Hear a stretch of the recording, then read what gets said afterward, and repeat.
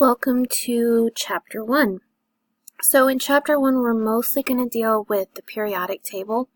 I don't want you to memorize it, or you won't need to memorize it for this class, but I do want you to be familiar with it. So first off, we're going to talk about the four major types of elements that you can find in the periodic table, and then we're going to look more in depth into the different regions of the periodic table. So this is going to be a nice short chapter. There are going to be quite a few extra videos to go along with this, though, but should run through it pretty quickly here. So first up, if you haven't taken a look at a periodic table before, this is your periodic table. So you'll get really familiar with this through the first part of this class, and then if you take chemistry, again, you will get even more familiar with it. Couple things to point out. You'll notice that the elements are arranged in number order going across the periodic table. Okay. Yes, the periodic table is kind of an odd shape. There are reasons for that, which we'll get into in the next several chapters. But so you'll notice that they each have a number in the upper right-hand corner on this style of the periodic table. That is known as the atomic number. We'll get into what that really means later on. We also have the atomic mass in the upper left-hand corner. Again, that will be a very important number for you, but don't worry about memorizing either of those. And then in the middle you have your chemical symbol, and then right underneath it you have the actual element's name. Okay. So the elements are identified either by their symbol or their full name. Okay, so it's kind of like initials in a way, or you can think of the chemical symbol as the initials for that element. They don't always make sense. We'll get into why later, but some of the elements have some really strange names. So like you've got Darmstadtium here, the DS. Hassium, borium, seaborgium, different things like that. A lot of them, especially when you get towards the bottom of the periodic table, many of them are named after famous scientists, like Nobelium here. Okay, Nobel, guy who the Nobel Prize is named after. You've got Einsteinium here, ES, okay, obviously named after Einstein. There are some that are named after states. This periodic table is slightly out of date, so it only has one of the two elements that are named after states. There's Californium. There's also Tennessean, which is like 116, I want to say, somewhere in here.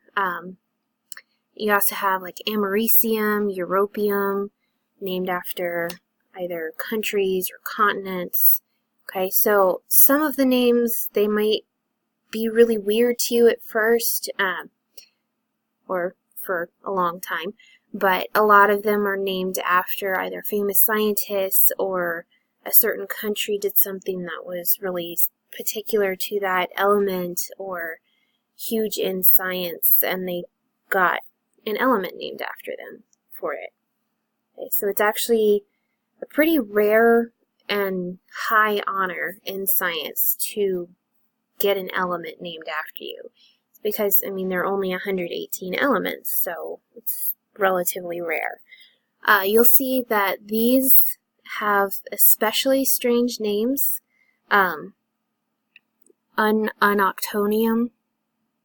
octium, unoctium here. In Latin, that basically translates to 118. So you'll notice that some of these here have just kind of a ubiquitous name that refers to its atomic number.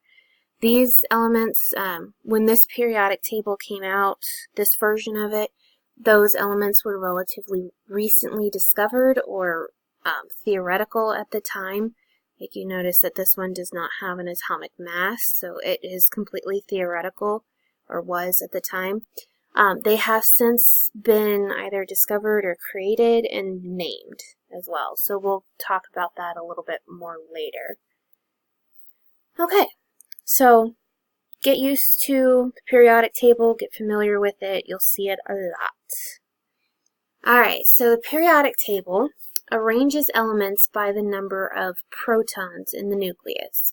So in the next chapter, we're going to look more into how an atom is composed and the different parts of it.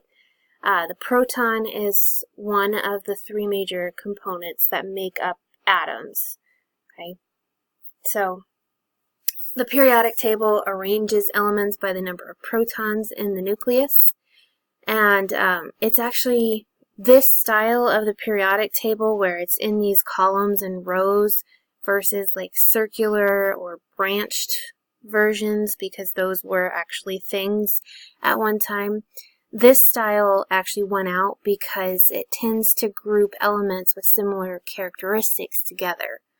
So not necessarily going across the rows, okay? So you do have your periods, hence periodic table. Those are the rows, okay?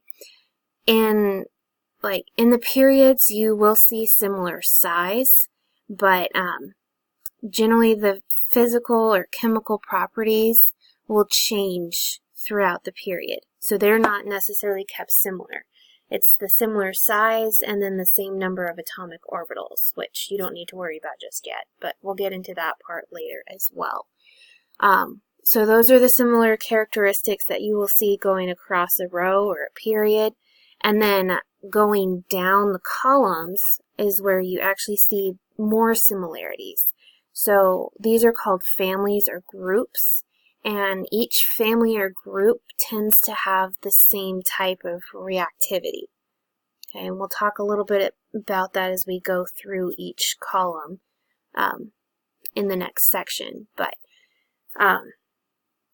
so you will see similar reactivity, or they will react in similar ways, just with different levels of intensity, depending on each individual element. Okay, and that comes down to the number of electrons that are available to react.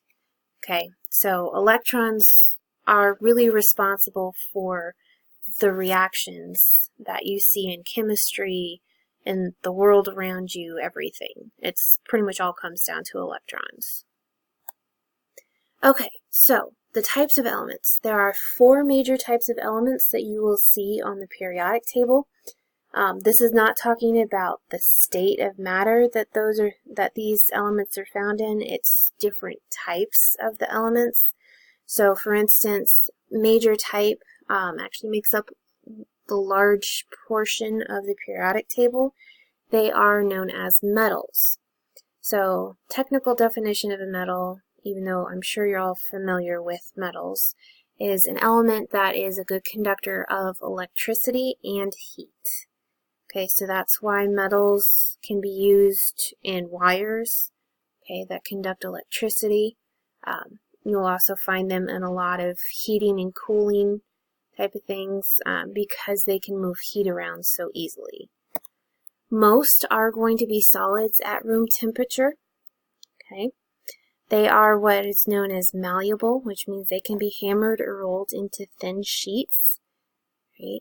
And they are also ductile, so that means that they can be drawn into a fine wire. Again, I'm sure you're familiar with many metals. Okay, some examples are gold, copper, and aluminum. Okay, so I'm sure you could come up with a lot more. We'll look on the periodic table again at the end of these 4 and take a look at them again. So we have metals is our first type. So of course nonmetals is the second. So nonmetals are elements that are poor conductors of heat and electricity. Okay, so many of these are found as gases. Okay, there is at least one that's found as a liquid, but it is a very strange one because of that. So if you think about gases, so the air all around you is a gas. It's actually a really good thing that it's a poor conductor of electricity. Otherwise, lightning strikes anywhere within a several mile radius of you, and that electricity transfers through the air. That would be really bad. Yeah. So, anyway, it's a good thing that gases are poor conductors of electricity and heat. But if the nonmetals are found as solids, they are generally brittle, so they are kind of, they can shatter easily, they break apart very easily. Again, they are poor conductors of heat and electricity. So some examples are carbon, sulfur, phosphorus, and iodine. Okay, so phosphorus you will actually find on the end of a match. Okay, that's the red one here. Okay, carbon. Carbon has a lot of different uses in science, and then if you start talking about carbon-containing compounds, oftentimes you're starting to talk about biological compounds as the main molecule or the major molecules of life all contain carbon. There is also a branch of chemistry solely devoted to carbon-containing compounds called organic chemistry. Okay, so carbon is a huge one, and then you'll see sulfur on there. That's the one that smells like rotten eggs. And then again, phosphorus and iodine. So next up, we have kind of the in-between type of element. These are called metalloids. So metalloids are, again, in between metals and nonmetals. So they have some characteristics of both, and then characteristics that don't really match up with one or the other. Okay, so they have some characteristics of metals, like they are shiny, they're solid at room temperature. They do conduct some electricity, they're just not as good at it as metals are. And then some examples are silicon, boron, antimony, and germanium. Okay, so you'll notice that they are all shiny, okay, or at least for the most part they are shiny, which is very characteristic of metals. But then they don't conduct electricity all that well. You can see that this one on the top right here is relatively brittle because it looks more like one of the nonmetals. Okay, so metalloids, there are very few of them, but they have some kind of interesting properties to them. And then finally we have the noble gases. So these got their names based on their, not necessarily inability to react, but kind of, they don't want to react with practically anything. So they are seen as kind of stuck up nobles, basically. And they are all gases. So they are in the far right column on the periodic table. It's known as group 18. They are generally unreactive, though some of the larger ones can react in certain circumstances. Again, gases at room temperature. And you're probably pretty familiar with these thanks to neon lights.